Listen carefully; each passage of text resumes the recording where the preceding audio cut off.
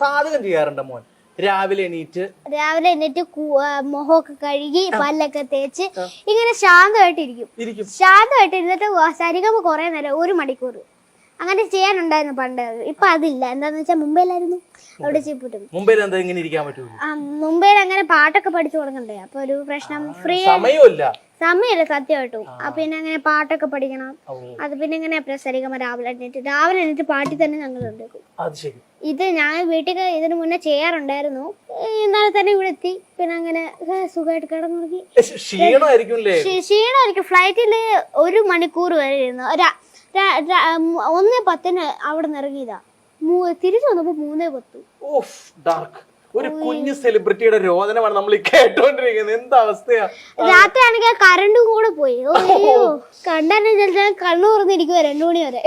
മൊത്തത്തിൽ കണ്ണു തുറന്ന് വരെ 2 മണി വരെ എന്നിട്ട്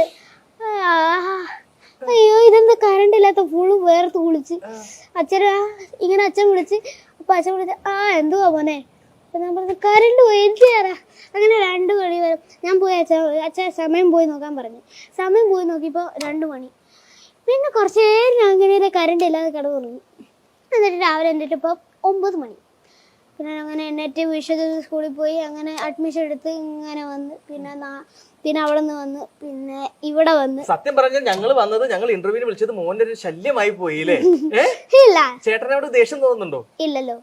ഓക്കെ, അപ്പൊ കുഴപ്പമില്ല. അപ്പൊ ഈ വേറൊരു സംഭവം ചോദിക്കാണത്, ഈ ഒരു ഇതിന്റെ വിന്നറൊക്കെ ആയി കഴിഞ്ഞപ്പോ 10 ലക്ഷം രൂപയൊക്കെ 10 ലക്ഷം തോന്നുന്നില്ലേ കിട്ടിയത്? 10 ലക്ഷം. മോനത് ഏറ്റവും ഇത് എങ്ങനെ എന്തെങ്കിലും ഒരു സാധനം വാങ്ങിക്കണോന്ന് അങ്ങനെ എന്തെങ്കിലും ഒരു ആഗ്രഹം ഉണ്ടോ? ഇത് വെച്ചോണ്ട് എനിക്കൊരു വീട് വാങ്ങണം. നല്ലൊരു വീട്. പിന്നെ നല്ലൊരു വീട് വാങ്ങിയിട്ട് ഒരു കാറൊക്കെ നടുക്ക് വെച്ച് നല്ല ഒരു ഇതൊക്കെ സെറ്റപ്പ് ആക്കി എടുത്ത്. ഈ അമ്മയല്ലേ എല്ലായിടത്തും മോനെ കൊണ്ടുപോകുന്നത്? അമ്മയാണ് മോന്റെ ഏറ്റവും വലിയ സപ്പോർട്ടർ. അച്ഛനും. അപ്പൊ ഒരു സ്ഥലത്ത് ഇപ്പൊ എന്റെ ഇന്റർവ്യൂവിന് വന്നിരിക്കുമ്പോ അമ്മ എന്തെങ്കിലും പറയുമോ? ചക്ക വീട്ടിൽ കാണിക്കുന്ന പോലെ അങ്ങനെ ഒന്നും കാണിക്കരുത് കേട്ടോ, ഒന്ന് വായ അടച്ച് ശാന്തമായിട്ടിരിക്കണം, അങ്ങനെ എന്തെങ്കിലും പറയാറുണ്ടോ? ഇല്ല, ഞാനിങ്ങനെ ചെയ്യുന്നു അതുപോലെ ഉള്ളൂ. അതാണ് അമ്മയ്ക്ക് ഇഷ്ടം. മോൻ എങ്ങനെയാണ് ഇരിക്കുന്നത് അതേപോലെ എല്ലാവരുടെ അടുത്തും ബിഹേവ് ചെയ്താൽ മതി. അപ്പൊ പാട്ടൊക്കെ പാടും. അമ്മയുടെ ആഗ്രഹമായിരുന്നു മോൻ ഒരു പാട്ടുകാരനാക്കണോന്നുള്ളത്? അതെ.